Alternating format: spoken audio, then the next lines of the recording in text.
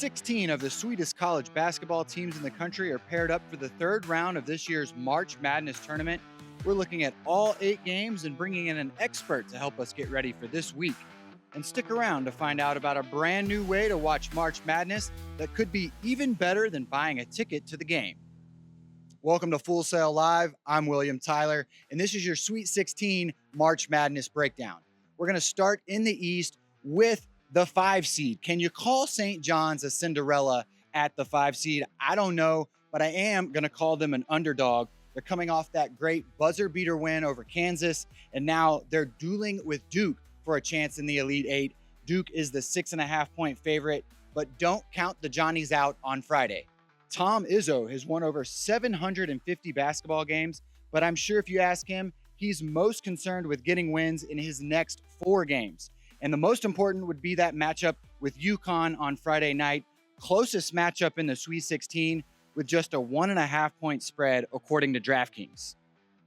In the South, Iowa and Nebraska. These two Big Ten opponents just met up a few weeks ago, and the game went into overtime before the Cornhuskers could pull away to a 9-point win. Don't let Iowa's 9 seed fool you. This will be a close game, 2.5-point spread on DraftKings. Another 2.5-point spread for you, Illinois and Houston. You might as well call this one Illinois at Houston. They're playing this game in downtown Houston at the Toyota Center. And the Cougars are going to need their A game, especially on defense. So the home court advantage and those Cougar fans could be a factor. In the Midwest, their 1 seed Michigan is paired up against the 4 seed Alabama. And this matchup could turn into a shootout. Both teams are averaging over 90 points a game right now. And the over-under on this one is only 175. Michigan is the big favorite there. Tennessee is taking on a very tough Iowa State team, but the Volunteers have saved some of their best basketball for the month of March. They walked past Miami, Ohio, and knocked off Virginia, the 3 seed. The Volunteers are playing with a lot of confidence right now. Another 1 and 4 pairing in the West. Arizona faces Arkansas. Arkansas is your SEC tournament champion, but they're still 9-point underdogs to Arizona. Wildcats and Razorbacks, this game kind of sounds like a country song. The highest seed left in the bracket, could the University of Texas be this year's Cinderella story? They're coming off a huge win over Gonzaga in the round of 32. They were a 3 seed. Now the Longhorns get a 2 seed. Purdue winners move on to the Elite Eight. Now that we've taken a look at the bracket, let's talk with an expert who always has his eye on the court and can make sense of this year's March Madness. Welcome back to Full Sail Live. Today, I'm bringing in a March Madness expert. He's a graduate of the Dan Patrick School of Sportscasting, and he's going to give us some detail on this year's Sweet 16. Bash Watson, man, thanks for being here. Yes, sir. Thanks for having me, man. I'm excited to be here. So we've seen these teams play 2 tournament games so far, Bash. What team do you think has the best path from the Sweet 16 into the Final Four? I want to say Texas. I think they have they've had the hardest path thus far, but I think they also have the best path just because like all the teams that they have beaten with the potential of beating Purdue. So I think they just have the best path. They're a 2 seed, but they're a beatable 2 seed, especially for the Longhorns. I don't know. Is there something that sticks out in the Longhorn offense or defense, or anybody specifically that you think they need to key on to kind of get them past Purdue specifically and into the Final Four?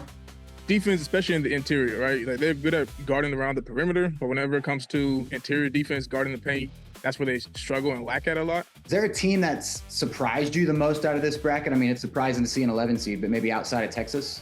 Surprised me, maybe not in a good way, but BYU, I wasn't expecting BYU to be out so early. I was honestly expecting them to make it and pretty far, as well as Kansas. I thought Kansas would make it a lot further as well. I was expecting a lot out of Kansas. Those 2 teams for sure, but maybe Michigan State. I'm very big on Michigan State right now with Tom Izzo and everything he's doing over there. UConn, another team as well. Yeah, I probably would have listed Michigan State on that list for me, just with Tom Izzo, and being able to see them make a run for Izzo has been fun to watch. Do you think that affects the players, as they go forward and as these games get more and more important? Do you think that they start to feel that pressure and that affects certain teams? The college basketball atmosphere is kind of growing more, whereas the NBA is kind of losing a lot of its core fan base and stuff like that. So I think, with just being on such a big stage, I think it's playing a huge role with these guys are 19, 20 years old. So I think it will definitely play a huge role. I know it will for me. Yeah. We're asking a lot of these guys, and sometimes I think we forget they're pretty young. They're still kids. So, you want to pick a winner for this year? You want to close it out with a selection? I would say probably UConn. I'm very hype on UConn right now. I think everything that they're doing with Dan Hurley and just that whole team right now, those guys are really good. Well, thanks for being here, Bash. Not a bad pick. I don't doubt that UConn's going to do well. Could find their way into the finals. Again, thanks for being here, and we'll have you back next time maybe and talk about the Final Four. I appreciate it, man.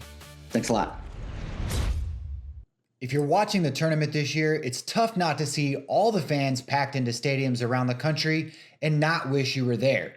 The reality is, most of us can't be there live, so we tune into the broadcast. And in 2026, we're lucky because the broadcast and live sports has never looked better.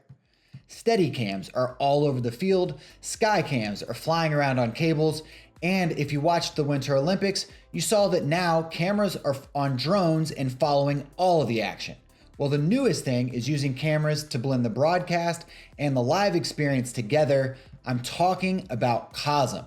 Using their C360 capture system, Cosm broadcasts live sports in a massive theater that recreates the feel of a live stadium. I haven't been to one, but the videos make this look unbelievable. In some footage, it's difficult to tell where the screen starts and the real world stops. After seeing this, I had to know more about how they were making this happen. These cameras shoot at ultra high resolution, up to 10.5K, and with incredible speed, 120 frames per second. The screen is made up of individual LED panels similar to the Las Vegas Sphere. The star of the show is the camera's lens, custom designed by Cosm. It allows colored light to interact with the camera's sensor simultaneously, and this is what creates a clear and focused image at the extreme sizes used by Cosm. All of these advancements have created something new, and it may be even better than buying a ticket to the game. For a premium seat at one of this year's Sweet 16 games, you would have paid $500 on average if you could get them at face value, and tickets went for double that on the resale market.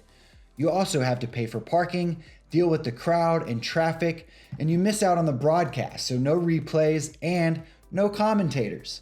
Watching sports live is hard to beat, but Cosm is putting up a fight. You have a premium seat that is very similar to being at the game live, less cost, less crowd, and some other premiums, like a waiter who will deliver to your seat and views of the action that are exclusive to the Cosm broadcast. There are already 2 locations, Dallas and Los Angeles, with 3 more opening soon. Thank you for joining me today. We'll have a brand new show for you tomorrow, so be sure to tune back in. For Full Sail Live, I'm William Tyler.